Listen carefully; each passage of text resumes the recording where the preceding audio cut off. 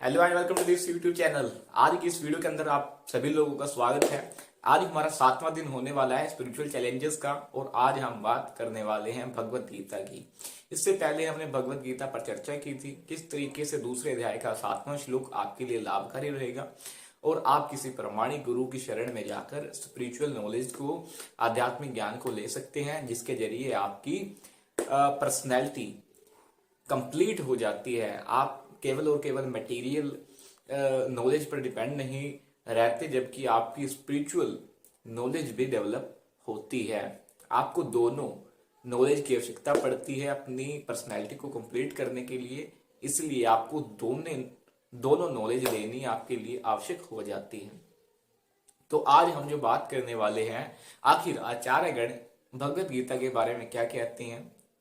चलिए आपके सामने आदि शंकराचार्य जो हमारे आचार्य माने जाते हैं, जिन्होंने द्वैतवाद दर्शन हमको दिया था, वो भगवत गीता के बारे में क्या कहते हैं।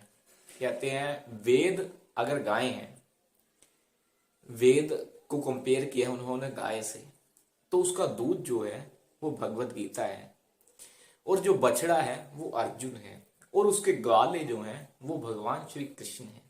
इस तरीके से उन्होंने कंपेयर किया है। जो जड़ें बताई जाती हैं स्पिरिचुअल नॉलेज की, वो बताई जाती हैं वेद। और वेद को अगर किसी को चखना है तो क्या वो जड़ को लेगा या फिर उसके फलों को लेगा। ऑब्वियस सी बात है, उसके फलों को चखेगा।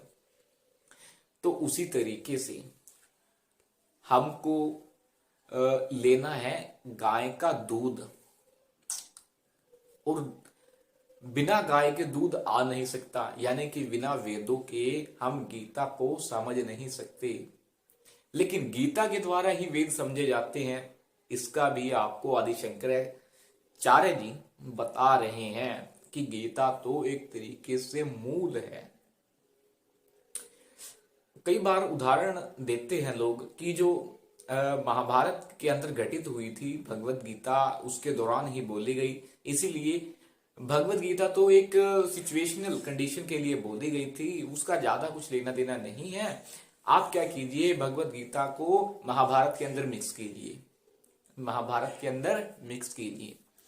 जी हाँ, बिल्कुल, ये हमको देखने को मिलती है महाभारत के अंदर भीष्म पर्व के अंदर यह भगवत गीता बोली जाती है और भगवान श्री कृष्ण अर्जुन को उपदेश देते हैं गीता का, जिसके दौरान हमको ये गीता मिलती है। लेकिन आप आचार्यगण इसके अंदर क्या कहते हैं वो आपका जानना आवश्यक है।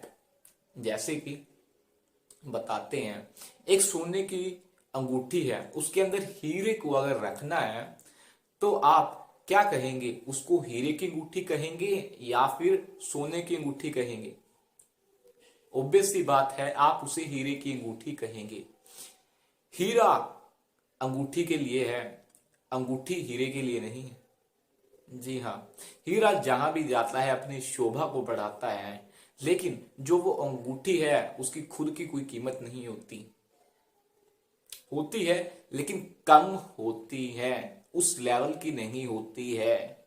जिस प्रकार की अगर हीरा उसके अंदर जड़ जाता है तो वो असली अंगूठी की उसकी कीमत एक प्रॉपर बन जाती है। इसी वजह से वो कहलाती है हीरे की अंगूठी। इसी वजह से भगवान क्या कह रहे हैं, वह परंपरा व्याप्यम, जो परंपरा नष्ट हो गई थी मैं तो उसको दोबारा स्थापित करने आया हूं। मैं तुमको कुछ नया नहीं दे रहा हूं, मैं तो तुम्हें वही ज्ञान दे रहा हूं जो मैंने पहली बार सूर्यदेव व्यवस्वान को दिया था। अब आप मुझे बताइए, क्या जब सूर्यदेव व्यवस्वान को भगवान ने ज्ञान दिया होगा, क्या उस समय कोई लड़ाई झगड़े की बात हुई थी? क्या उस समय उनको युद्ध करना था किसी के साथ? नहीं। तो ये ऑब्वियस सी बात है, ये जो आर्गुमेंट लगाते हैं वो एकदम नॉनसेंस है कि ये लड़ाई करवाती है।